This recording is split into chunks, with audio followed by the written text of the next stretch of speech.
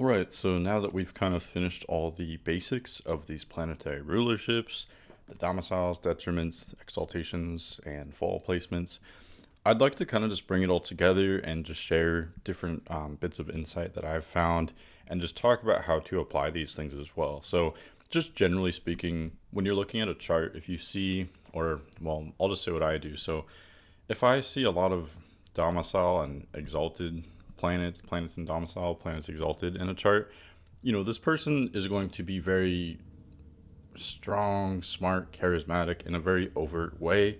They're going to be very likable. They'll be popular.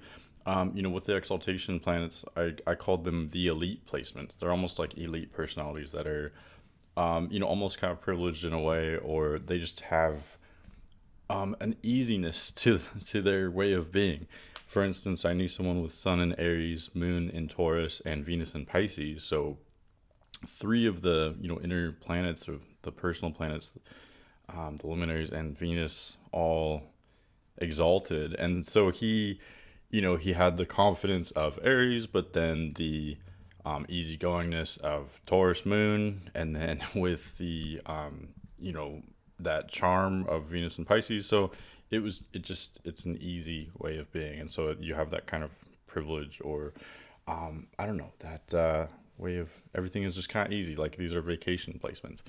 On the flip side, if you see someone with a lot of detriment and fall placements, so I've also known people with many detriment or fall placements, and it's a completely different vibe. They're going to be much more humble and more maybe even shy or cautious or kind of internal. They'll think more before they act, and they usually have a more unique perspective. They have just a kind of um, I don't want to say more rich personality, because both can be rich, but they are, not always understood or embraced by everyone. And so they are a little bit more counterculture. And there's something interesting about that. It's something different and, something kind of unique there. I almost think there's more like subtleties there. And what's really interesting in a chart is, and I talk about this with sun and moon combinations, some people have both. You might have a lot of exalt maybe you have all four, or maybe you have a lot of exalted planets and a lot of detriment planets, or you have some kind of combination. Well, then you can have both in one person. For instance, someone can be loved and revered for how different and weird they are. That can be attractive. You can be popular for how seemingly different or counterculture you are. Especially I think in our society, we kind of revere that. We want someone like different or counterculture. So yeah, you definitely can be both. You can be sort of, you can almost be loved for how hated you are, if that makes sense. Like, especially like Scorpio comes to mind. Like, let's say, or Aquarius. So let's say like Sun in Aquarius, Moon in Taurus. Like, it's going to be very much both. Or on the flip side, you could have Sun in Leo, Moon in Scorpio. That's going to be an edgy personality that, some people will love them and relate to them very much, and other people will despise them. You have these kind of strong reactions there to people with both kinds of energies in their chart, and that can be very interesting. Let's see here, and I just want to say too. So the lines do get blurry sometimes, because some planetary placements are not technically in domicile or detriment or exaltation or fall. Some may be very strong and some may be very weak. And like I'll give you an example. So Mars in Pisces, that's like a kind of very muddled and confusing place for Mars. It's almost more difficult than Mars in Taurus, where Mars is in detriment in Taurus. And, people with Taurus Mars may feel a little bit lethargic or not motivated at times, but it's still a fixed sign. It's earthy, it's practical, and it does want to work. Earth signs are kind of the workers. So Mars in Taurus is really not that weak of a placement, even though it's in detriment. And then compare that to Mars in Pisces, where it's technically not in detriment, but it's very confusing. What do you fight for when you're experiencing all these different vibes and these emotions? It can be confusing, when you don't have these boundaries. And Pisces doesn't really have a firm sense of identity. It's more focused on blending its energies with the energies around it. And so how does that work with Mars, which is Mars is supposed to be what defines you personally. It's supposed to be your ego, and it's very egocentric. And so Mars in Pisces is very much out of place. And there's other placements like that as well. Venus in Leo, for example, is very strong and almost seems exalted there in a way, even though technically it's not exalted, it's not in domicile, it's not in detriment, it's not anything. However, there are planetary joys as well, and I think I might include these in the series as well. I might have an 8th video on this, but the planetary joys are a little bit different. So the ancients applied these, and technically these are only supposed to apply to the houses. Each of the planets, at least each of the traditionally visible planets, has a joy in a house. And it is sort of controversial on how much, if at all, the houses correspond to the signs. I do think the houses correspond to the signs, but they don't equal them. They are different energies and different themes, but there are similarities there. And so let's say Mercury is in joy in the first house. I think applying that to those signs, so Mercury in joy in Aries, I think there is something to learn from that. And I wrote down the joys. Where did I put that? Anyway, Mercury in joy in Aries, Venus in joy in Leo, Mars in joy in Virgo. These things have always kind of made sense to me. Sun in joy in Sagittarius, Moon in joy in Gemini, Jupiter in Aquarius, and Saturn in Pisces. I do think these are very joyful placements. Like, so for instance, if domicile is the sign which a planet is most at home, and it, the themes most align, it's that sign kind of represents what that planet is about. Exaltation is where that planet is privileged and it's elite. It's functioning at the top of its game. It's the most overtly strong and functioning as best as possible. And joy is more just like a fun placement. It's not necessarily representing what that planet's about, and it's not functioning at its strongest level necessarily.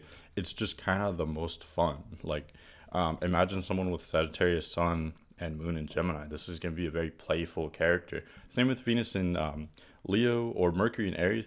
These planets love to be in these signs, because I'm almost talking too much about it. I should really just save it for the next video. But like, I'll just give you one example. So Mars in Virgo, Mars wants to be ambitious and to conquer things, and to be productive.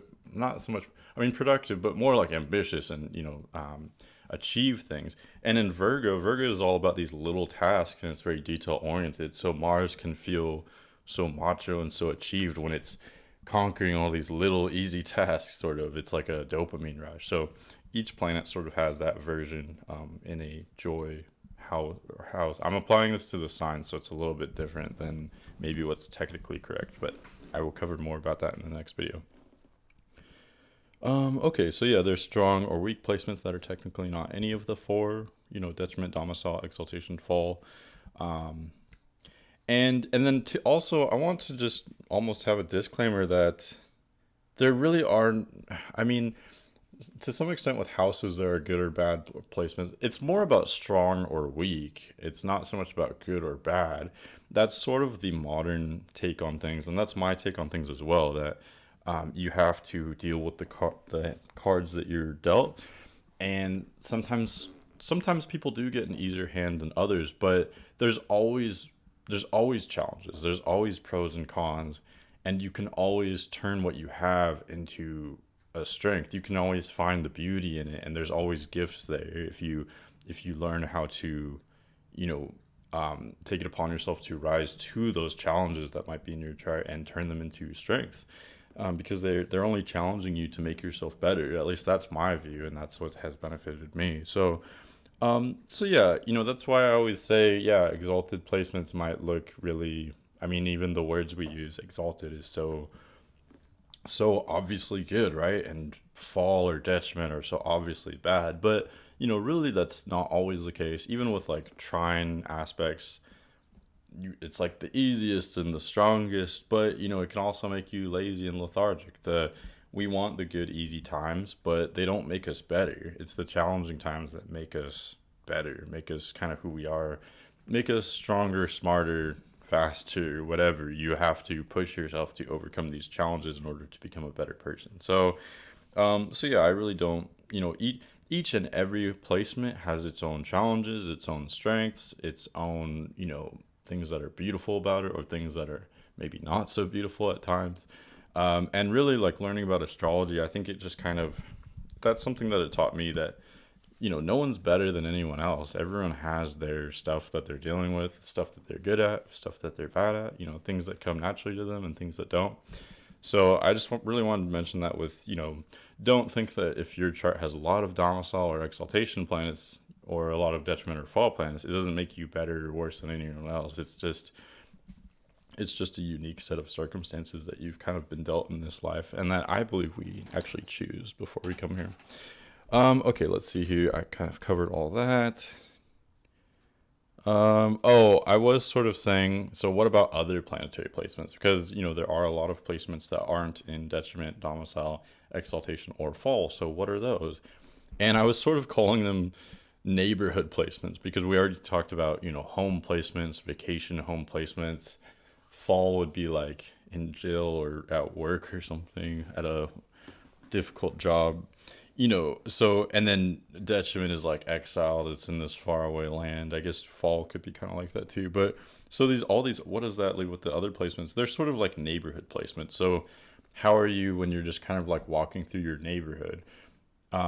It's just kind of like casual, generally speaking. Of course, it depends on the planet and the sign, but generally speaking, yeah, it's just sort of casual, and it's a little bit of a mixed bag, in your neighborhood or your town.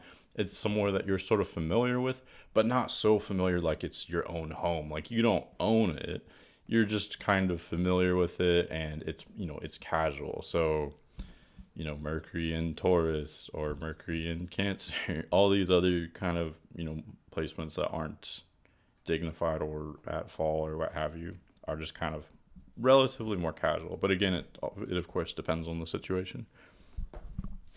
And I think that's all that I really wanted to cover. So I really hope that helps you guys. Let me know if you have any questions.